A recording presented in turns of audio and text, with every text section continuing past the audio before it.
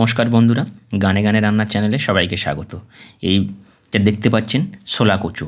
এই ছোলা কচু দিয়ে আমি একটা দারুণ স্বাদের রেসিপি বানাবো, যেটা মাছ মাংসকে হার মানাবে। আপনারা বুঝতে পারবেন না মাছ খাচ্ছেন না ছোলা কচু খাচ্ছেন। তো চলুন বন্ধুরা, ছোলা কচুর এই রেসিপিটা আমি কীভাবে বানাচ্ছি সেটা আপনাদের সাথে শেয়ার করি। আর আপনারা যদি নতুন হয়ে থাকেন আমার চ্যানেলে, প্লিজ চ্যানেলটা সাবস্ক্রাইব করে পাশে থেকে যাবেন বন্ধুরা, নতুন নতুন রেসিপি পেতে। তা চলুন কীভাবে বানাচ্ছি এরকম একটা ছোলা কচুর রেসিপি, একদম দারুণ আর খেতে ফাটাফাটি লাগে। নিরামিষ বানাবো আমি একদম। তা চলুন কীভাবে বানাচ্ছি সেটা শেয়ার করি। তো এখানে আমি দেখুন একটা ছোলা কচু নিয়েছি। এইরকমই ছোলা কচুগুলো এরকমই হয়। তো ছোলা কচুটা আমি এখন কেটে নেব। একটাই নিয়েছি, একটাই যথেষ্ট। আমি একটাই এখন কেটে নেব। প্রথমে মাথার দিকটা কেটে বাদ দেব, এটা নরম হয় খুব। তো এটা কেটে বাদ দেবো। এটা একটা রেসিপি আমি আপনাদের সাথে শেয়ার করব। আর এইরকম 4 কড়া মেপে নেব, একদম একই সাইজে মেপে আমি কেটে নেব। এইরকম একটা সাইজভাবে কেটে নেব, একদম 1 আঙুলের মতন এরকমভাবে আমি কেটে নিচ্ছি। এইভাবে আমি 2 টুকরো করে নেব। যতটুকুন লাগবে আপনারা ততটুকুনি নেবেন। আমি 2 পিস নিচ্ছি, 2 পিস আমার যথেষ্ট। এইভাবে কেটে নিতে হবে রাউন্ড করে নিয়ে। এইবারে যে উপরে যে অংশটা কালো অংশটা, এই কালো অংশটা কেটে ছিলে আমি বাদ দিয়ে দেবো। এইভাবে সাইড দিয়ে ছিলে বাদ দিতে হবে। দেখুন এইভাবে বাদ দেবেন আপনারা। আমি চাকু দিয়ে করছি, আপনারা চাইলে বটি দিয়েও করে নিতে পারেন। যার যেটা সুবিধা সে সেটা দিয়ে এইভাবে ছিলে নেবেন। এইভাবে ছেলার পরে এইভাবে 2টো মাঝখানে ভাগ করে আমি 4 ভাগ করে নেব। এইরকম একদম মাছের মতন পিস করে নেব। আপনারা চাইলে আর একটু ছোটো করতে পারেন, কিন্তু ছোটো করলে এটা আরও যখন ভাজবেন তখন একটু চুপসে যাবে, তাই আমি একটু বড় সাইজ রেখেছি। এবারে দেখুন এইভাবে কাটবেন, এইভাবে একটু করে কেটে নেবেন এইভাবে। তাহলে মশলাটা ভালো যাবে আর সিদ্ধটা কিন্তু ভালো হবে, আর খেতে কিন্তু ফাটাফাটি লাগে। এইভাবে কিন্তু আপনারা পুরোটা কাটবেন না, তাহলে নিচটা কিন্তু কেটে যাবে পুরোটা।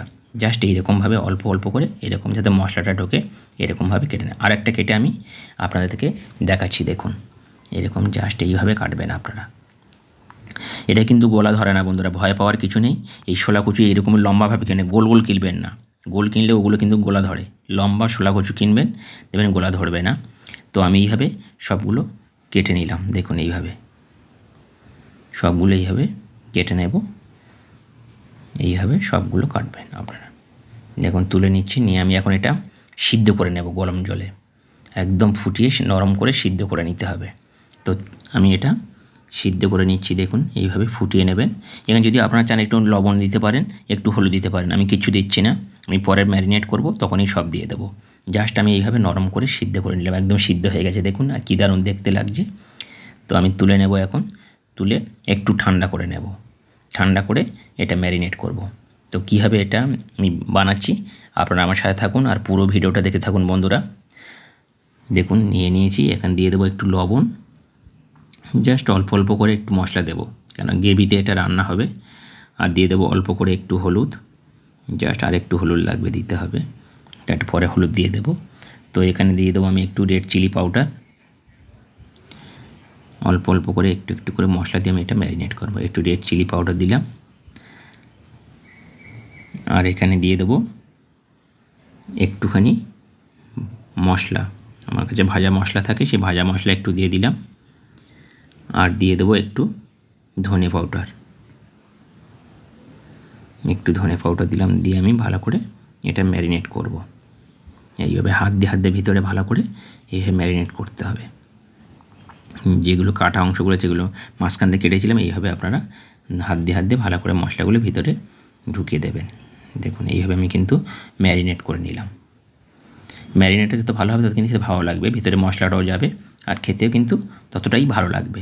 ভাবতে পারবেন না যে এটা কচু খাচ্ছেন না মাছ খাচ্ছেন। ছোলা কচু কিন্তু এইভাবে রান্না করা যায়। আপনারা একবার ট্রাই করে দেখতে পারেন আমার মতন করে। তা দেখতে থাকুন আমি কীভাবে বানাচ্ছি। তা চলুন এখন একটা ব্যাটার বানাবো। তার মধ্যে এখানে একটা মিক্সিং বল নিয়েছি, আর এখানে দিয়ে দেবো বেসন। 3-4 চামচের মতন বেসন দেবো। যতটা পরিমাণে বানাবেন সেই পরিমাণে আপনারা বেসনটা নেবেন। আমি এখানে 3 চামচের মতন বেসন নিয়ে নিলাম। দিয়ে একটা ব্যাটার বানিয়ে নেব। এর মধ্যে দিয়ে দেবো অল্প করে লবণ, একটু কালো জিরে দিয়ে দেবো, আর একটু দিয়ে দেবো হলুদ। দিয়ে আমি এটা একটা ব্যাটার বানিয়ে নেব। Smooth batter. ভালো করে ফাটতে হবে এটা। এইভাবে ওই ব্যাটারটা আমি বানিয়ে নিলাম দেখুন। আর এই ব্যাটারের মধ্যে এইভাবে চুবিয়ে চুবিয়ে ভালো করে কোট করে আমি তেলের মধ্যে একটা একটা করে দিয়ে দেব। এইভাবে একটা একটা করে দিয়ে ভালো করে ভেজে নেব। এবার আবার এইভাবে দেব, দিয়ে একটা একটা করে কড়াতে দিয়ে ভাজতে হবে। লো টু মিডিয়াম আঁচে ভাজবেন, তাহলে ভালো হবে। কড়া বসিয়ে দিয়েছি, কড়ার তেল গরম হয়ে গেছে অলরেডি। আর এখন আমি ভেজে নেব। আপনারা সর্ষের তেলে ভাজতে পারেন, সাদা তেলে ভাজতে পারেন, রাইস ব্যানে ভাজতে পারেন, যে কোনো তেলে। আমি রাইস ব্যান দিয়ে ভাজছি। তো এইভাবে আমি লো টু মিডিয়ামে ভালো করে ভাজতে থাকবো। ভাজতে ভাজতে আপনারা বুঝতে পারবেন যে এই শোলা কচুটা কতটা সফট হয়েছে। দেখুন এরকমই একদম মাছের মতন এইভাবে আপনারা রান্না করবেন। রান্নার পরে যদি কোনো বাড়িতে নতুন আত্মীয় স্বজন আসে, তাদের পাতে যদি দেন, বুঝতেই পারবেন না এটা কি খাচ্ছে। একদম নতুন ইউনিক রেসিপি আপনারা এইভাবে বানাতে পারেন। দেখুন ভাজা হয়ে গেছে, এইভাবে ভেজে নিলাম। আর এখন আমি তুলে নেব তেল থেকে, ছেঁকে ছেঁকে সব তুলে নিলাম। আর ভাজাটা কিন্তু দারুণ হয়েছে। এখন এই তেলের মধ্যে, তেলটা অনেক বেশি, আমি তেলটা কমিয়ে নেব। তেলটা একটু কমিয়ে নিয়ে এই তেলের মধ্যে আমি গ্রেভিটা বানাবো। দেখুন কি দারুণ হয়েছে। তেলটা কমিয়ে নিয়েছি অলরেডি। এখন দেবো একটু গোটা গরম মশলা, আর দিয়ে দেবো একটা তেজপাতা। দিয়ে জাস্ট একটু গন্ধ ছাড়লে এর মধ্যে আমি অ্যাড করে দেব নাড়াচাড়া করে টমেটো। একটা ছোটো টমেটো পেস্ট করে রেখেছিলাম, টমেটো পেস্টটা। যেহেতু আমি নিরামিষ বানাচ্ছি, তাই আমি এখানে কিন্তু রসুন পেঁয়াজ কিছুই ব্যবহার করছি না। আপনারা চাইলে ব্যবহার করতে পারেন, কিন্তু নিরামিষ আমার খেতে ভালো লাগে এটা। আর দিয়ে দেবেন 1 চামচ আদা বাটা। টমেটোর পরে আদা বাটাটা দেবে। যদি আগে আদা বাটা দিলে কিন্তু তেলের মধ্যে পুড়ে যায়, তাই টমেটোর পরে আদা বাটাটা আমি দিই সবসময়। দিয়ে একটু বেশ কষিয়ে নেব। এইভাবে কষানোর পরে আমি এখানে অ্যাড করে দেবো কয়েকটা কাঁচা লঙ্কা। একটু ঝাল ঝাল হলে, ঝাল মিষ্টি হলে খেতে ভালো লাগে। আর দিয়ে দেবো পোস্ত বাটা 2 চামচের মতন। পোস্ত আর কাজু বাদাম বাটা বেটে রেখেছিলাম আমি।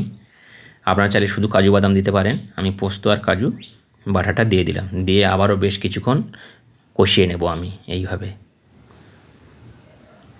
কষাতে হবে যতক্ষণ না মশলাতে তেল ছাড়ছে। দেখুন এইভাবে কষিয়ে নিলাম।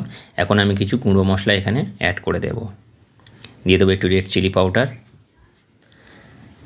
একটু হলুদের গুঁড়ো, একটু দেবো জিরে গুঁড়ো পাউডার, দিলাম। আর দিয়ে দেব ধনে গুঁড়ো পাউডার। দিয়ে আবারও বেশ করে ভালো করে কষিয়ে নেব। আর কোনো কিছু মশলা দেওয়ার প্রয়োজন নেই বন্ধুরা। আর এইভাবে কষানো হয়ে গেলে আমি এখানে অ্যাড করব ফেটিয়ে রাখা টক দই 3 চামচের মতন। যেহেতু কম পরিমাণে বানাচ্ছি, তাই আমি কম পরিমাণে দিলাম মশলাগুলো। যদি আপনারা বেশি বানান তো বেশি পরিমাণে মশলাগুলো দেবেন, যতটা দেওয়ার। দইটা দিয়ে আবারও বেশ কিছুক্ষণ এইভাবে আমি কষাতে থাকব। দেখুন এইভাবে কষাতে হবে। কী দারুণ লাগছে মশলা, গ্রেভিটা এরকমই হবে। আর গ্রেভিটা কষানো যখন হয়ে আসবে, যখন তেল ছাড়বে, তখন আমি এখানে অ্যাড করে দেব চিনি। একটু লবণ দিয়ে দেবো, স্বাদ মতন লবণ, আর একটু দিয়ে দেবো স্বাদ মতন চিনি। চিনিটা এখানে লাগবে মাস্ট, না তো কিন্তু ভালো লাগবে না। একটু চিনি দেবেন, যেহেতু নিরামিষ রান্নায় একটু চিনি দিলে কিন্তু টেস্টটা অনেক গুণ বেড়ে যায়। চিনি দেওয়ার পরে এইভাবে আবার একটু কষিয়ে নিয়ে আমি এখানে দিয়ে দেব বাটি ধোয়া জলটা। দিয়ে দেবো, আরও একটু জল লাগবে। এই জলে হবে না, যে যখন আমি কচুটা দেবো তখন কচুর মধ্যে একটু গ্রেভি টানবে, তাহলে শুকিয়ে যাবে। আরও একটু লাগবে, আর ফুটাতে হবে একটু বেশ সময় নিয়ে। তো আরও একটু জল দিয়ে দিলাম। আপনারা এখানে উষ্ণ গরম জল ইউজ করতে পারেন। গ্রেভিটা ফুটে গেলে আমি এখানে দেখুন ফুটে গেছে। আর অলরেডি আমি দিয়ে দেবো ভেজে রাখা কচুগুলো। দিয়ে লো টু মিডিয়াম আছে আমি এটা ঢাকা চাপা দিয়ে প্রায় 10 থেকে 15 মিনিট হতে দেব। আমি আর খুলব না, একদম এটা একদম যতক্ষণ না হচ্ছে ততক্ষণ আমি এইভাবে ঢাকা চাপা দিয়ে রেখে দেব।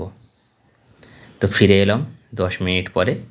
দেখুন একদম কি দারুণ হয়েছে, আহা হা হা, বুঝতে পারবেন না এটা কি খাচ্ছেন বন্ধুরা, একবার আপনারা বাড়িতে ট্রাই করবেন। দেখুন একদম কি দারুণ হয়েছে। আপনারা যদি একটু গ্রেভি ঝোল চান তাহলে তোর গ্রেভিটা পাতলা রাখবেন, আমার বেশি ঝোল ভালো লাগে না, এইরকমই ভালো লাগে, তো আমি এইরকম বানিয়ে নিলাম।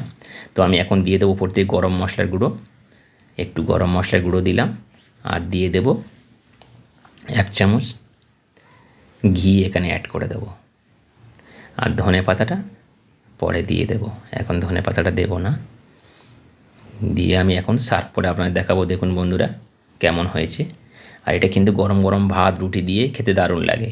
তো বন্ধুরা কেমন লাগলো আমাকে কমেন্টের মাধ্যমে জানাবেন, আর নতুন বন্ধু হলে প্লিজ চ্যানেলটা সাবস্ক্রাইব করে পাশে থেকে যাবেন। আমি কেটে দেখাচ্ছি, দেখুন একদম সফট, কি দারুণ, আপনারা কিন্তু একবার হলেও ট্রাই করবেন বন্ধুরা। দেখুন একদম সফট, একদম মাছের মতন। তো আজকের মতন বিদায় নিই, সবাই ভালো থাকবেন, টাটা বাই বাই, আবার নতুন রেসিপি আপনাদের সাথে শেয়ার করব।